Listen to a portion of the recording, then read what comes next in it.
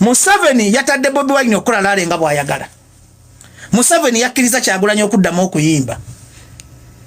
Obijjawa. Nze Professor Bajjo wemba nnimba nfe.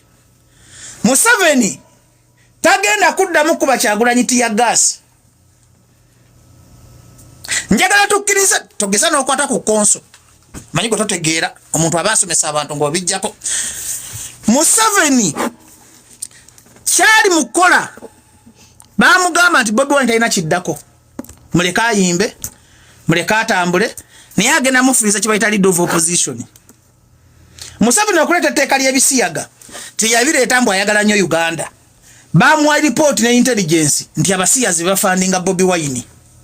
Kati mwana sagala kunkyankalanya. Bwe yabulokinga abasiyazi. Mpuliriza bwe yabulokinga abasiyazi. N'aleta etteeka ly'ebisiyaga teyabireeta mbu ayagala abaana baffe Kalicho Molozi. Yakikola lwa busungu bamuwa report nti abasiyazi wa Bobiwine ki yamubulokinze mu nfuna y'abasiyazi. Okusinzira kunoonyerezaayo. Bajjo Professor. Kati Museveni kyaddako okukola next move gyagenda okukola opposition agenda gijjako ababaka. Agenda bajja kati. Musobi nupu gyagenda okukola kudda mu kalulu ka Museveni agenda kwa Bobiwine ababaka 20 oba 15.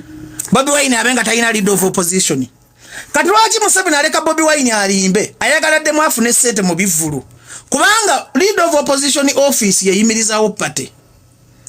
Omuntu wakutolako leader of opposition obate kyakiriza pate batayina weekola ki? Wenywerera.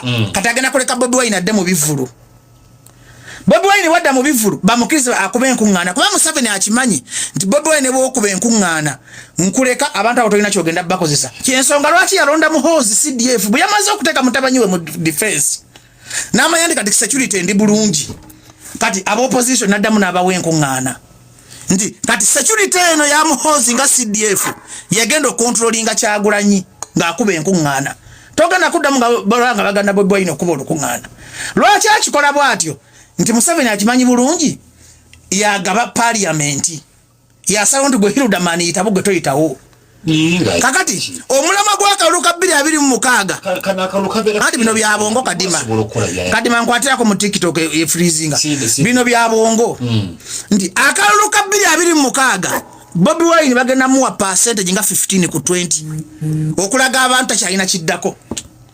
That's why when sija ku radio nga zino nembaga bannange tuve mu ntalo muve mu mpuga Bobiwine tudde ku ground tukole strategy jako Museveni badda mu kunvuma nti walidde tubashogera nnyo nti bagamba Bajjo walidde Bajjo nabo boyogera amazima gana ag'omunda ate nga kye kituufu njaga bannange video no mugiteleke muteleka video eno erimu ensonga 3 Museveni agenda kubba nnyo Kyagulanyi akalulu agenda mu mobile leader of opposition amukiriza olwanga kyamuza mu bivulu ayagala muteke ku level mu ne bebe kulu kane Kyagulanyi kyali mu kweraliikirira ndi Kyagulanyi tali kanaku zino Kyagulanyi bamukiriza okuyimba naye tasobola kukkiriza kuyimba because bwayimba abase ku level ya kamiliyoni soko sirike leka nkuwe Professor nze mbyogera soko sirike anti kati Museveni yakibasi yamaze kulaba political momentum.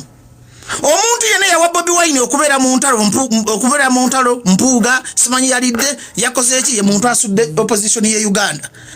Kakati Museveni ekibalo kye kiri bwe kiti nti bwakwata Kyagulanyi n'amuleka n'ayimba nga bunzi katopitire to papa wano wale ekinyusi kya program toyina gyodduka nga bwakwata Kyagulanyi n'amuteka ku level ne bebe kulu abavudde mu presidential race. Bana Uganda bino nze mbyogera am the only son of the soil gwe mwasigaza yogera mutayagala kuwulira am the son of the soil omwana wa era nakino kanki bagambe omuganda yenna omuntu yenna asaba Kyagulanyi okugwa mukugwa kwa Kyagulanyi ogenda kubona abonna nnyo kuba yabadde agamba ku basajja bano ontegera bulungi kagambe kano kadimo kategeera omuntu yenna asanyukira enjawukana n'entale ziri mu nuupu oba ziri mu opposition mu Katonda mukalega nkubulire kati Besigye yakomyewo namulabye entunga kati Besigye ali mu kwetereza ffe tuli mu mpuuga walabe w'omuwero kamujawade Dr. Besigye sawa so katika nkuyigiriza ebyobufuzi kadi mukiguluze ndi professor sawa sonna ebyobufuzi bya Uganda bikyuka yali darling n'afuuka omukyayi nabagamba nti mu politics temuli permanent enemy temuli mulabe wankalakalira era singa bannayuganda tuli bagezi twandibadde tulabakumirirwa ne Kenya Raila Odinga ne Ruto ne Uhuru Kenyatta baddawo tebakulimbanga ndi mu politics Mpuuga ne Bobiwine Ssenyonyi bewala n'ebituufu mwe sinendiga esigoberera zeziwumba tuutu bwezija n'embyoga nga biga nti Bajjo walya Bajjo walidde ne kati njogera mu bageze ne kuzina abantu bagenda bantegeera ndize ko basigasa abagamba kibatayagala kukola ki kulia nti Ssenyonyi Mpuuga Bobiwine bemanyi nnyo okusinga gwe kyakali akubakelere wansi ate abantu baagala nnyo ekintu kiri mu competition Bobiwine akubye bebekulu akubye kamiliyoni ecupa ebyo ebintu ebiwanga ate biba bya buwangazi ndabye Mpuuga ne Ssenyonyi ku misinde gya Kabaka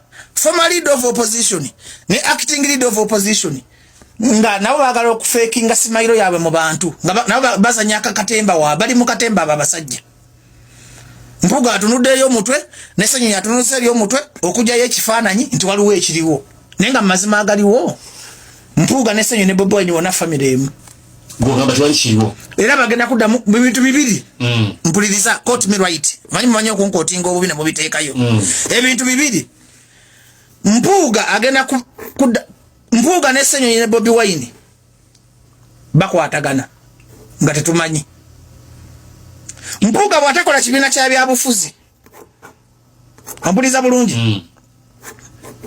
bulungi Mpuuga taliva mu nuupu ndi wano nga njozaayoza n'okwebaza Katikilo wa Buganda olw'okuvaayo nakkiriziganya n'ekirowoozo ky'abaana aba National Unity Platform abali mu kkomera okuba nti nno bateebwa.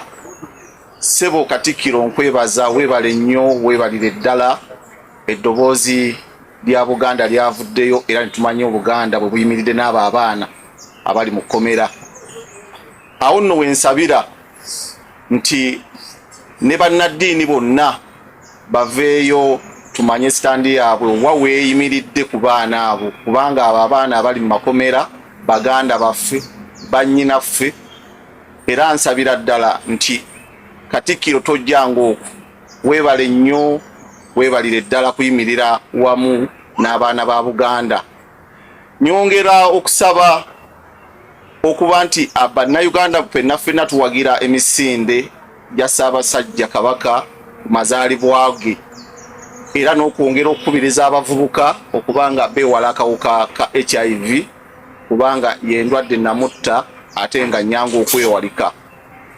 Nyongera okubanga ntegeeza abavubuka aba bodaboda bonna mu ggwanga lyonna nti bwe tuba tuwagire nga twerekeramu, kubanga baganda baffe abo bali mu kkomera abagenda okuweza emyaka 3 mu kkomera abasinga obungi ba bodaboda. Njagala obategeeza nti muwagire nga mwerekeramu, gye tugenda mu maaso ayina wasobola okuteeka omumwanyi guteekewo, bodaboda ogivuge naye ng'oyongerezaako naki n'omumwanyi ogwo. N'olwekyo nsaba ffenna olunaku lw'enkya okubanga tugenda okudduka emisinde gya Ssaabasajja Kabaka, ate era n'okwongera okusabira baganda baffe President nga bwe yavuddeyo nakkiriza abaana abo okubata. Nyongera okuyozaayoza muganda wange Minisita w'abavubuka okubanga ovuddeyo okubanga olwanirira abaana abo. Tekisangika ssebo Minisita Balamu, weebale nnyo, weebalire ddala kufa ku baganda baffe abali mu kkomera, era nsuubira nti ekintu ekyo ogenda kiggusa. Nyongera okubanga neebaza President Museveni olw'okuba nti oli muzadde n'okkiriza abaana bano okubawa second chance abaana bave mu nkomyo. Temujjanga okwo ssebo Katikilo wa Buganda, weebale nnyo, weebalire ddala. Ssaabasajja Kabaka awangaale.